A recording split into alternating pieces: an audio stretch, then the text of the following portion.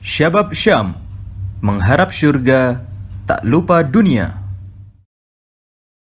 Assalamualaikum warahmatullahi wabarakatuh. Alhamdulillahirabbil alamin. Wassalatu wassalamu ala asrafil anbiya'i wal mursalin nabiyyina Muhammadin wa ala alihi wa ashabihi ajmain. Amma ba'du. Alhamdulillah, kita telah memasuki pada episode keempat di program Fikih Menjawab, di mana insyaallah Anda bakal membantu menjawab pertanyaan dari teman-teman, dari ikhwah semuanya yang telah masuk di nomor WhatsApp yang sudah Anda sampaikan di beberapa pertemuan kemarin, yang insya Allah nanti hari ini juga akan Anda sampaikan lagi di bawah sini nanti. Pertanyaan untuk hari ini adalah terkait tentang apakah keguguran pada wanita masuk ke dalam hukum nifas. Banyak sekali para ulama yang mengkategorikan bahwasannya hukum nifas ini, hukum keguguran ini adalah masuk ke dalam ulama, dan juga tidak kalah banyak ada ulama yang mengkategorikan di mana keguguran tidak termasuk ke dalam nifas. Yang perlu menjadi konsentrasi adalah kita harus memahami salah satu hadis Nabi SAW yang diriwayatkan oleh Ibnu Mas'ud radhiyallahu anhuma, bahwasannya hadisnya berbunyi adalah inna ahadakum khalqahu fi batni ummihi arba'ina yawman nutfah thumma yakunu 'alaqatan mithlu dhalik thumma yakunu mudghatan mithlu dhalik. Bahwasannya Rasulullah SAW bersabda di dalam hadisnya yang artinya adalah Allah Subhanahu wa taala menciptakan manusia di dalam rahim seorang ibu.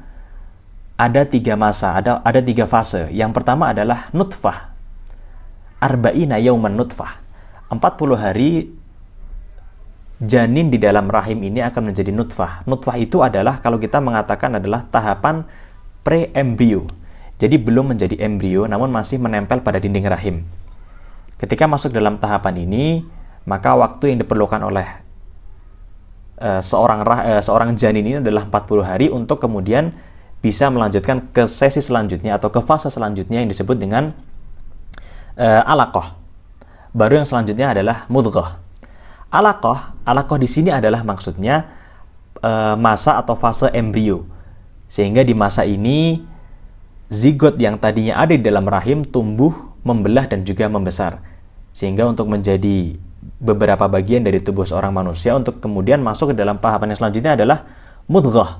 Di mana mudghah ini mulai nampak bentuk dari kepala seorang anak, bentuk dari matanya, hidungnya, mulutnya, tangannya, kakinya, dan lain sebagainya. Masa yang diperlukan setiap fase adalah 40 hari. Masa embrio itu adalah 40 hari. Masa pra-embrio itu adalah 40 hari. Kemudian selanjutnya memasuki masa embrio 40 hari, dan dilanjutkan dengan masa perkembangan dari si janin atau zigot ini tadi, yaitu 40 hari juga selanjutnya. Ketika kita kembali kepada pertanyaan dari saudari kita yang ada di Indonesia tentang apakah keguguran masuk di dalam bab nifas atau tidak, maka kita bisa mengkategorikan atau kita bisa memahami, bisa menjawab dari hadis ini tadi. Nifas, ketika kita membahas nifas, ada banyak sekali ta'rif yang ada di antara para ulama, di mana yang paling terkenal atau yang paling banyak disepakati adalah bahwasannya nifas adalah darah yang muncul ketika seorang ibu atau seorang wanita selesai dari proses melahirkan. Yaitu masanya adalah 40 hari, di mana seorang ibu atau seorang wanita ini tadi setelah melahirkan, dirinya tidak diwajibkan untuk sholat, bahkan tidak boleh untuk sholat, harus mengqadha puasanya ketika memang terjadi di bulan suci Ramadan, apabila darah tersebut dalam masa 40 hari setelah keluarnya bayi dari janin seorang ibu atau dari rahim seorang ibu. Apabila lebih dari 40 hari, maka hal tersebut dimasukkan dalam kategori istihadah atau darah penyakit. Sehingga di hari ke-41 maka seorang ibu boleh diizinkan untuk mengerjakan kembali ibadah-ibadah fardu seperti sholat, puasa Ramadan, dan ibadah-ibadah yang lainnya, karena memang telah terbebas dari hukum nifas. Kemudian bagaimana bisa dikatakan seorang yang keguguran dimasukkan dalam kategori nifas? Hal ini kita perlu memahami hadis yang disampaikan oleh Ibnu Mas'ud radhiyallahu anhu secara gamblang, secara dengan tepat, bahwasannya ulama telah bersepakat, salah satu ulama yang menuliskan dalam kitabnya Majmu'ul Fatawa, karya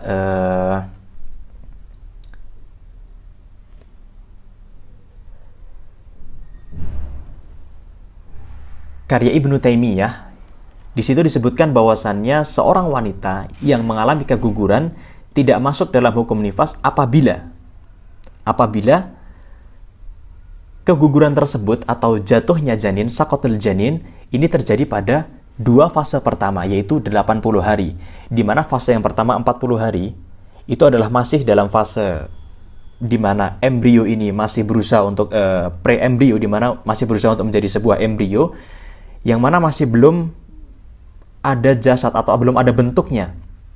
Kemudian di fase yang kedua, masuk ke fase embrio, yang mana fase ini belum juga terlihat bentuk dari anggota tubuh seorang bayi tersebut, seorang calon bayi tersebut. Dan apabila telah memasuki fase yang ketiga, yaitu mudghah, maka baru dikategorikan bahwasannya seorang wanita yang mengalami keguguran di masa fase ketiga, atau bisa kita kategorikan bahwasannya masa pertama adalah 40 hari, 1 bulan lebih 1 hari, kemudian masa kedua adalah 40 hari juga, 2 bulan lebih 20 hari, kemudian fase ketiga adalah lebih daripada 80 hari, yaitu masuk ke fase ketiga. Sehingga Ibnu Taimiyah dalam kitabnya Majmu'ul Fatawa menyatakan bahwasannya seorang wanita dinyatakan atau dihukumi nifas, seorang wanita yang keguguran dihukumi nifas apabila keguguran tersebut terjadi pada masa kehamilan lebih daripada 81 hari. Dan pernyataan ini disepakati oleh banyak sekali para ulama, yang mana alasannya adalah di masa 40 hari pertama dan 40 hari selanjutnya itu belum ada terbentuk anggota tubuh seorang calon bayi tersebut, sehingga masih dikategorikan adalah darah biasa atau sebuah gumpalan yang belum dikategorikan atau belum dimasukkan dalam hukum nifas. Ada juga ulama yang mengatakan bahwasannya seorang wanita yang keguguran dapat dikatakan atau dapat dihukumi dengan hukum nifas apabila telah melewati 4 fase tersebut, yaitu 120 hari. Di mana setelah 3 fase ini dilewati, maka Allah Subhanahu wa taala akan mengutus malaikat untuk meniupkan ruh di dalam rahim tersebut. Sehingga ketika ruh belum ditiupkan, maka belum masuk dalam masa nifas. Ada ulama yang mengatakan seperti itu, namun perkataan ini cenderung lemah dan juga dhaif.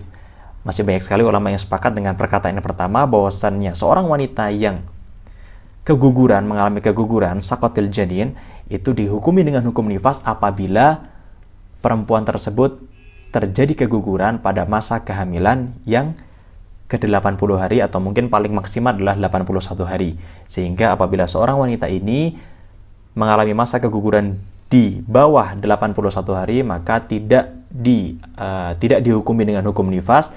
Dan apabila terjadi pada saat seperti bulan saat ini, seperti bulan Ramadan, maka bagi wanita tersebut tetap diwajibkan untuk menjalankan ibadah puasa, meskipun nanti akan ada darah-darah sedikit, ada darah ini, karena darah tersebut masuk dalam darah